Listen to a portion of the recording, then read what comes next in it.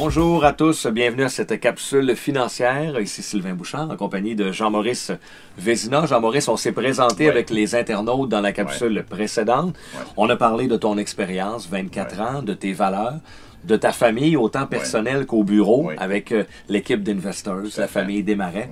Je pense que ce serait le temps de dire aux gens, qu'est-ce que ça fait, ça, un planificateur financier? Parce qu'on va dire aux gens, là, c'est pas une loterie, là. C'est pas on te donne un montant d'argent puis on espère que ça se transforme comme par magie ou enchantement. C'est beaucoup plus que ça. Qu'est-ce que c'est? Comme tu l'as mentionné, au départ, c'est sûr que les gens, quand ils pensent à Jean-Maurice Investors, ils pensent argent, ils pensent placement, ils pensent REER. C'est sûr, d'emblée, c'est automatique.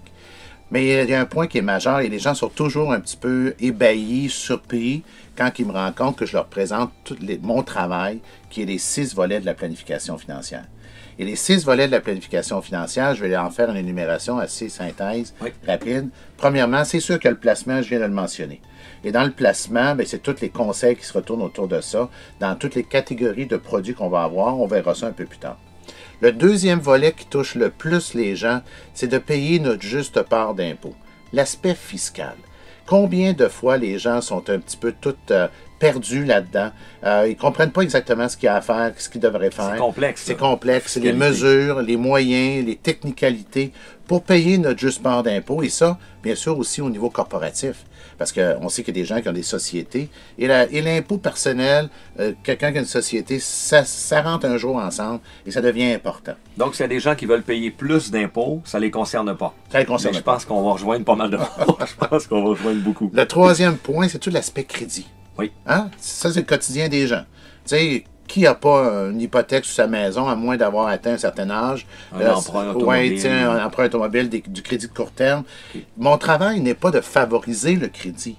Mon travail est de faire une bonne gestion du crédit et de voir comment on peut maximiser nos argents pour payer à la bonne place le plus rapidement possible et de faire en sorte qu'on puisse avoir le plus d'argent dans nos poches, en réalité. Oui. Donc, la gestion du crédit, c'est majeur. Le quatrième volet, c'est tout le dossier de la protection. Protection parce qu'on acquiert des biens dans la vie, on prend des risques en tant que personne, inévitablement, et il faut se protéger. Qui n'a pas une assurance sur sa maison? Donc, qui n'a pas une assurance sur l'auto? Mais moi, mon volet, c'est plutôt la protection vie. Si les gens ont un problème, un jour, on part pour un autre monde, on s'en va tout là, s'assurer que la relève, la conjointe, les enfants ne soient pas dans le trouble. Il y a l'aspect invalidité, qui prend un aspect majeur si on arrive à une maladie ou un accident, pour que les sous remplacent le revenu. Ça, c'est des choses qu'on n'aime pas parler des fois, parce que là, tu parles de maladie, tu parles de mort, tu parles de... Souvent, entre nous, entre amis, on ne parlera pas de ça, mais tu es la bonne personne, un planificateur financier, c'est le temps d'en parler, parce que c'est important. Mais mon rôle dans la protection, ce que je veux mentionner ici, c'est qu'il y a 4 risques majeurs, donc qui est la vie, le décès, l'invalidité, la maladie grave et les soins de longue durée. Mon rôle maintenant n'est pas de les expliquer, mais de vous dire que ça existe. Et moi, c'est de gérer ce risque-là avec les gens. Ça, c'est très important. Le 5e volet, c'est toute la préparation de la revenu de retraite. Hein, on s'en va tous vers ça. Hein? Pourquoi on travaille? On a des rêves. On a tous des rêves. On veut faire une belle vie économique, on accumule des biens, on a un fonds de pension, on n'en a pas. Et un jour, on sait que notre capacité personnelle, physique va diminuer, mentale. Donc, on va vouloir s'amuser à autre chose, mais ça nous prend des ressources financières. Comment bien préparer ça? Faire les calculs. La majorité des gens à 2, 3, 4 ans de la retraite se préoccupent beaucoup et on a des outils pour faire ça. Pour être capable de faire une planification, s'assurer qu'on a une longévité et que les gens peuvent s'emmener à un moment de vie sans inquiétude et d'avoir les sous pour faire ça. Et le dernier volet, c'est le volet un peu malheureux. On part tout pour un autre monde un jour et il faut s'assurer qu'on transmet bien nos biens à nos héritiers, qu'on fait un bon transfert avec le moins d'impôts possible.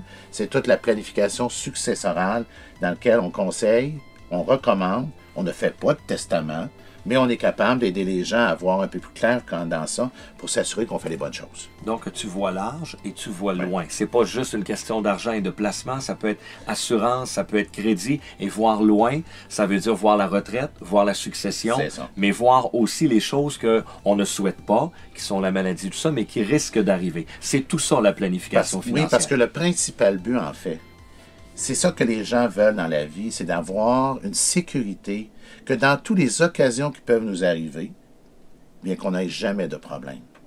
C'est ça que les gens veulent. Merci Jean-Maurice. Ça fait plaisir. scoop.